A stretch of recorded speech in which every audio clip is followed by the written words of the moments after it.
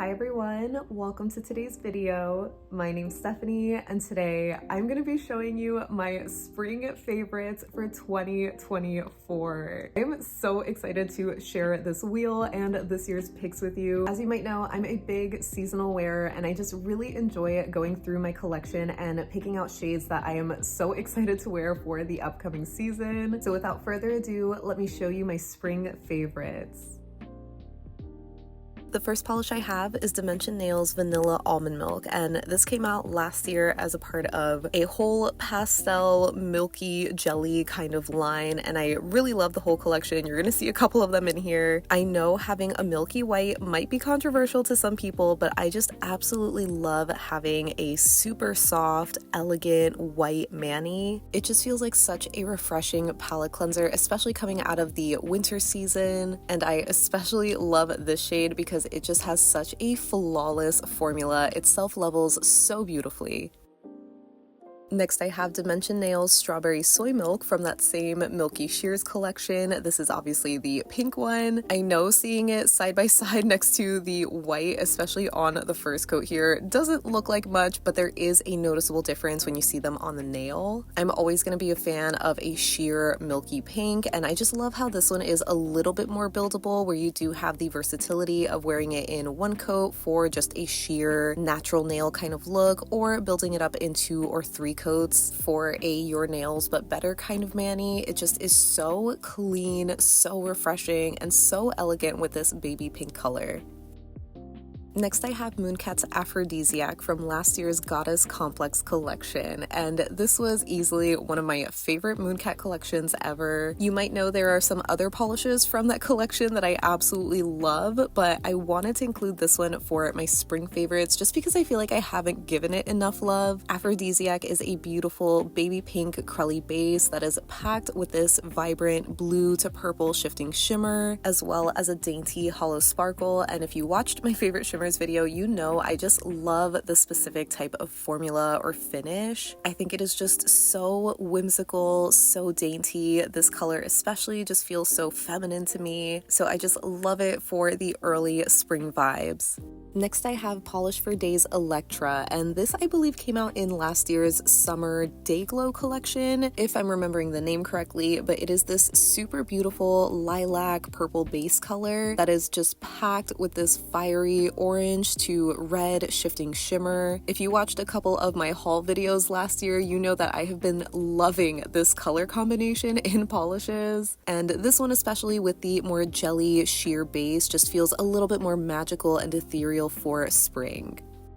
The next shade I have is Holo Taco Serial Killer from last year's Pastel and Don't Tell bundle. Now, I know purples can look good any time of year, but there's just something so incredibly satisfying about a lavender cream in the springtime. It is just one of those colors that I absolutely love wearing as a full manicure, and I feel like that says a lot coming from me, especially these days when I don't really go for creams that often, but there's just something about this color that I feel like looks so good on me, so I just love wearing it. This one is absolutely beautiful and I love how bright it is.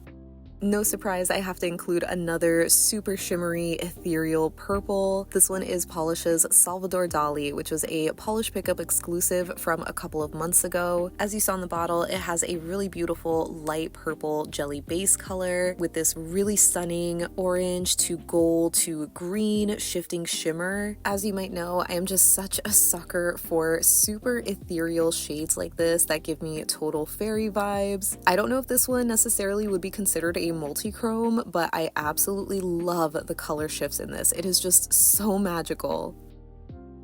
Next, I have another Polish pickup exclusive shade. I'm so sorry, but I just could not include Danglefoot Polish's Iris-istible from last year. This one has a beautiful indigo jelly base that is absolutely packed with these cyan iridescent flakies. It's really hard to appreciate how good this looks on one coat on this clear swatch wheel. You do start to see the magic of this polish once it's built up in 2 coats, but I especially love wearing this on on 2 or 3 coats, depending on how opaque I want it to be, but it is just so freaking beautiful. You probably know I am such a sucker for iridescent flakes in a jelly base, and there's just something about this color combination that just took my breath away. It is so stunning.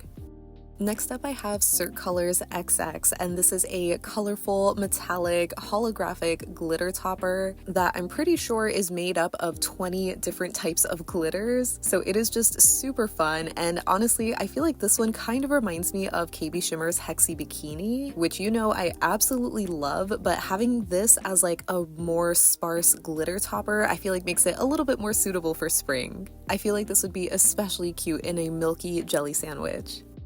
The next shade I have is ILNP's Pitter Patter, and this came out in last year's Overcast collection in the winter. I absolutely love that collection because, as you already know, I'm a big fan of iridescent flakes in a jelly formula, and I remember so many of you guys loved this collection, but also thought it would be fitting for like an early spring kind of collection because of the whole overcast and rainy day theme, and I absolutely love that, and especially for this polish where it's like a muted periwinkle. It just feels so reminiscent of those early spring mornings where it's still really cold, maybe raining a little bit and overcast, but it's still so pretty.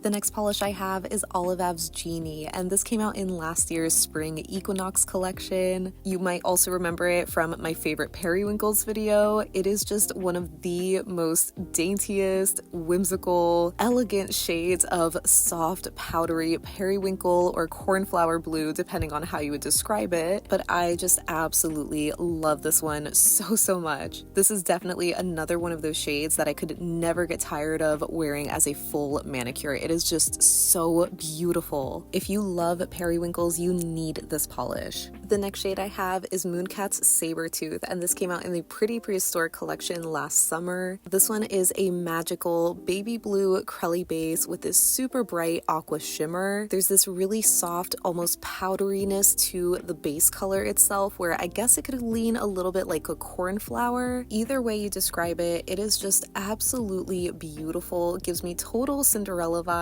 I just really love this polish. If you are a fan of baby blues, of magical shimmery princess kind of shades, I feel like you absolutely need this one. The only caveat, I guess, is that this one does dry down matte, but it still looks really good with a glossy top coat, which is what I prefer because you see all of that shimmer twinkle. Next I have another cream, and it's Essie's Ride the Soundwave from last year's Feel the Fizzle collection for spring. This one is a super vibrant sky blue pastel. It is just absolutely stunning, so eye-catching. I almost would want to call it a bleached neon because of how bright it is, especially compared to other pastel blues, but this one is just satisfying that crave that I have for really bright spring colors. Next up I have Lurid Lacquer's Nettle and Briar, which was from their very first collection at the beginning of the year. This one is this beautiful, soft, jade, seafoam, crelly base with this stunning contrasting shimmer that shifts from magenta to orange in extreme angles. If you watched my haul video where I first mentioned grabbing this polish, you might remember that I was a little on the fence about maybe regretting it because it is pretty similar to Mooncat's Earth to Gaia or Cirque's Intro Verde, but I feel like I actually really love and prefer the base color in this shade. It is just such a beautiful shade of jade. The next polish I have is Essie's It's High Time from the Feel the Fizzle collection, same as Ride the Soundwave. This one is described as a mid-toned mint green, and I guess it can be considered a mint green, but I would just consider this like a really vibrant seafoam color. I absolutely love shades like this. It definitely looks super bright, where it might almost be considered a summer shade, but I think this one is perfect for spring. Can you tell what kind of greens I just love for this time of year? This next shade is Cirque Colors Jade Jelly, and it is one of my favorite jellies from Cirque. That kind of is hard to say because I have a lot of favorites from them, but this one is just absolutely stunning. I feel like it actually is a beautiful jade color. It is just so flattering, especially with that milky jelly kind of formula. It is just perfection. This next shade is pretty new to my collection. It's Alchemy Lacquer's Walhelivor, if I'm pronouncing that correctly, and I picked it up sometime last year, but I'm not sure when it first launched. But this is a super beautiful, muted, almost avocado green kind of crelly base color with this really pretty mix of magenta and purple metallic hex glitters, as well as a golden shimmer throughout. And there's just something about this color combination that reminds me of flowers blooming in the spring. It is just so pretty. I love crelly polishes, especially for the springtime and especially with a matte top coat, so I can't wait to try it with this one. So finally, moving on from the greens, the first yellow that I have is Dimension Nails Banana Hemp Milk from, you guessed it, the same Milky Shears collection from last spring. Now, I know that yellow jellies can definitely be hit or miss, especially depending on the shade of yellow that they are, but this one is such a beautiful white base pastel yellow that I think is just so flattering and suitable for spring. It gives me total buttercup vibes, but I will say I definitely do prefer this one built up in 3 coats where the color just builds up a little bit more and it still has that squishy, milky feel to it. But for a brighter pop of yellow, I am especially loving Holo Taco's Banana Medicine from the Pastel and Don't Tell bundle last spring. This yellow has quickly become a new favorite because even though it is a pastel, it is not as white-based as other pastel yellows. So there's this certain vibrancy to this shade that I just absolutely love. Don't get me wrong, I still do love a traditional pastel yellow that's a little bit soft and on the muted side, but this year I'm just craving these slightly brighter pops of color that are like slowly easing their way into summer shades. I think this is just such a great one.